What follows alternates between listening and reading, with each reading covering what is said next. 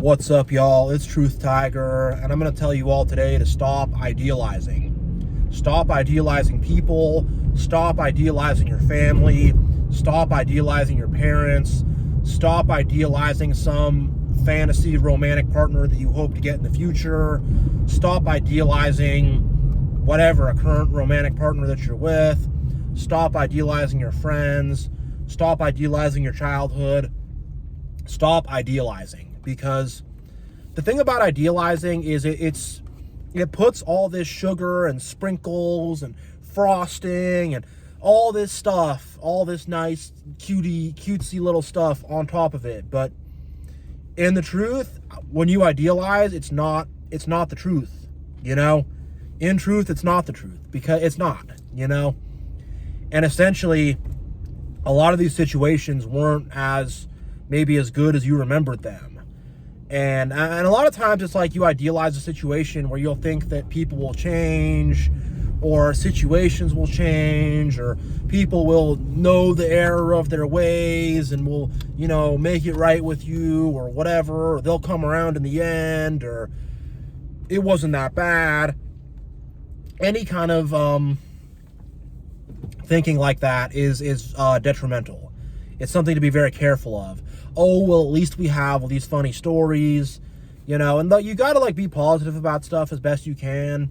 You do need to find ways to laugh about stuff, but the thing is, it's there is pain underneath, and there is bad things underneath, and there's bad things that people did to you underneath. There's ways in which people were not respectful to you. There's ways in which people did not meet your needs, and there's ways that people were downright nasty and abusive, There were a lot of situations that were downright nasty and downright bad. And when you idealize it, you don't acknowledge the pain of the past. You don't the pain of the present, and a lot of times too. You won't acknowledge that. And the thing is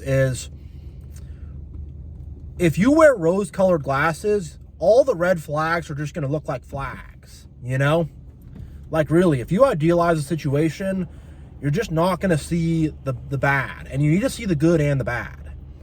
And a lot of times people will do this. Oh, I'm finally dating this person, and I'll finally be happy, and it'll finally be good, and from all my tears will be wiped away, and everything else sucked, but this will finally be good. And it's be careful. Be very, very careful, Or people can't face the fact that their own parents treated them like crap.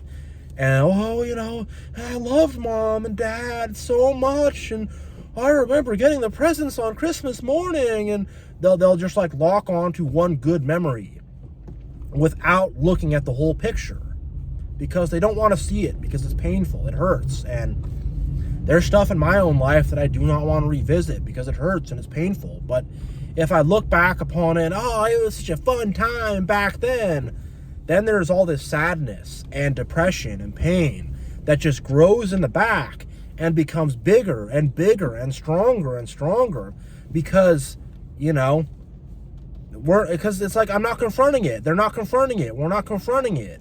It's not being confronted. And I don't do this anymore. I used to, but I don't do this anymore because I realize, for one, it made me extremely unhappy to try to turn everything into some funny story, it's also you don't want to admit to people or yourself that you were, that you were a victim, or that you were put in compromising situations, or that you were taken advantage of, or that you were given less than, or that you got the short end of the stick, or whatever. I think a lot of times people don't want to admit that to themselves. Even people who like playing the victim don't want to admit that to themselves too. People don't want to admit that they had a bad time of things, that they had the wrong stuff happen to them. People just don't want to admit that. It makes them seem weak in front of people. It makes them seem vulnerable. I don't know, It's just, you don't want to burden people with your problems, whatever, and I get all that, but that's just you can't be dishonest about it, though. You really can't. And if you don't face the bad things and really quantify it and deal with it and accept it for what it is, you're not going to process it. It's just going to stay in the back there, rotting a hole in your soul. Really. And not only that, it's like it's a very naive way of looking at the world. And if you keep putting the rose-colored glasses on and you're so naive and you're so, oh, everything is great, so that way there won't be any problems, that's not how it goes.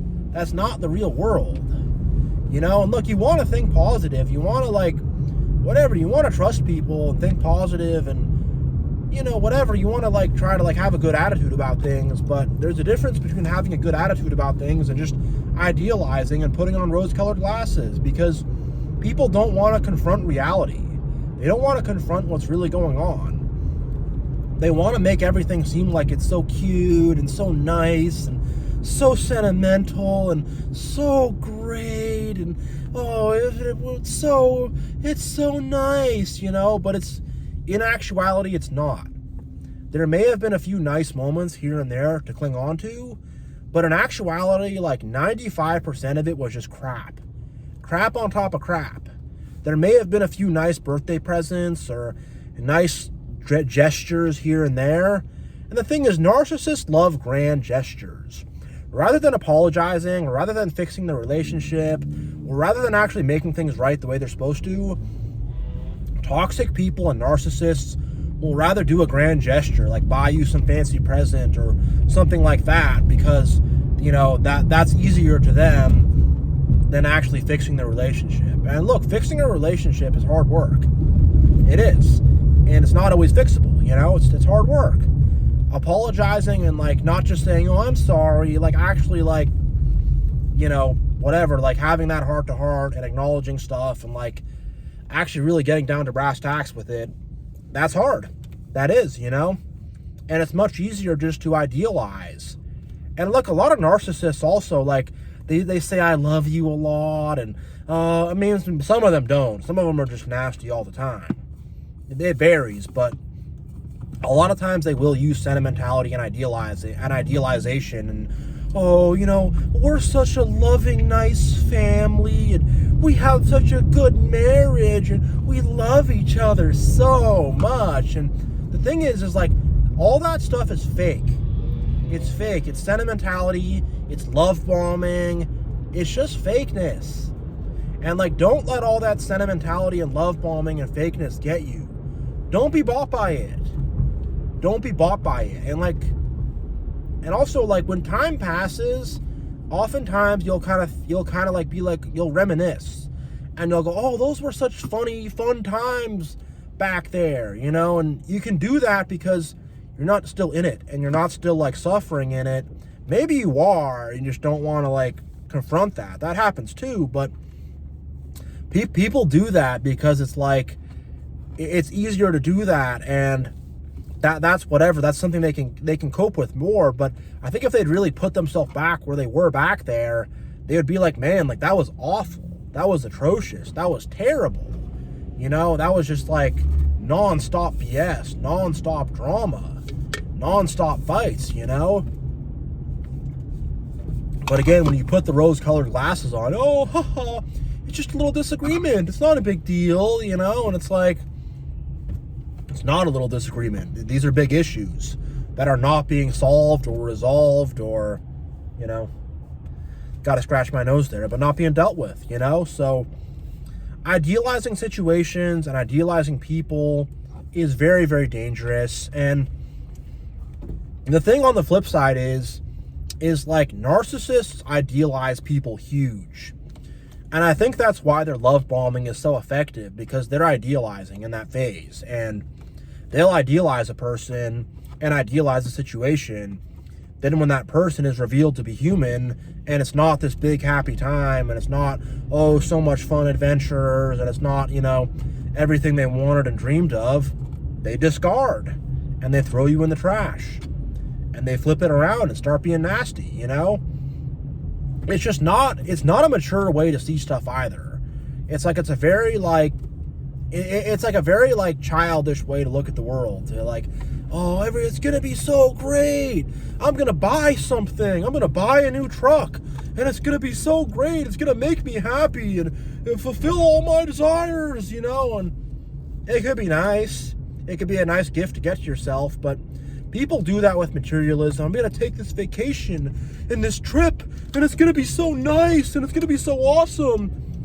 Me and the girls are going to go shopping. We're going to buy these new outfits, and it's going to be great. But the thing is, in the end of the day, all that stuff doesn't really make them that happy, you know? And there's nothing wrong with buying yourself some nice things or taking a nice vacation or whatever. There's nothing wrong with that. But a lot of times people are like, they're putting so much weight on that, like that's going to fix all their problems. And it's not, you know? It's really not. People just, I don't know, you know, people want a way to escape. They want a way to get away. They don't want to accept reality for what it is. And this whole idealizing thing, it's really big in the Matrix. If you look at like all these movies, they're always idealizing and, you know, idealizing situations and people and stuff. And yeah, the guy right behind me, you know, and everything is so slappy happy and it's so ha ha ha, oh, it's so great, you know. And that's just not reality. That's just not how it goes. You know, you watch all these commercials, people are jumping around, they're so happy. And like, you know, if you don't use your instincts and your guts and your intuition, you could be fooled by it. You could be fooled by it. They look happy, you know, but if you really look through them, you can see that they're not happy, you know. And the thing is also, most people go around all fake happy and stuff, and we're programmed to be like that, you know. Like, I know, like, if people ask me how I'm doing, even if I'm not doing great, unless I, like, am really comfortable with that person, I'll just say, yeah, I'm doing fine, you know, just to kind of brush them off. And, you know, people act like they're fake happy. Oh, I had such a fun time on the weekend, whatever. And people also want to hear about you having a fun time. If I'm just like, I'm depressed, I'm struggling, whatever, they're like, oh, you are? I don't want to hear that. That makes me sad too. I don't want to feel that way. Oh, you know, so you got to put on the show and act all cool and act all this and put this big fake smile on like you're having such a fun time. And, you know, it's an extremely unhappy way to live. It's an extremely robotic, fake, just like plastic way to live and way to be. And it's not what you want to be doing. It's not what you want to be doing at all. So, yeah, I'm going to end this video here. But thank you all so much for watching. God bless. And, yeah, I want to go back to a quote I said in this video. I think it's actually from that show, BoJack Horseman. There's a owl lady he's dating or something. And she says, you know, if you wear rose-colored glasses, all the red flags just look like flags, you know. And I love that quote. I really do love that quote. You know, it describes it very well. So, like, you won't see the danger. You won't see what's really going on. You won't get an honest picture of things. And you're going to fall prey to a lot of traps.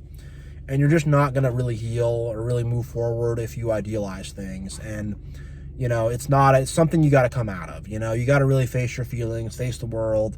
You got to face all that negativity, you know. So, yeah, I'm going to end this video here. Thank you all so much for watching. God bless. And I will see you all next time.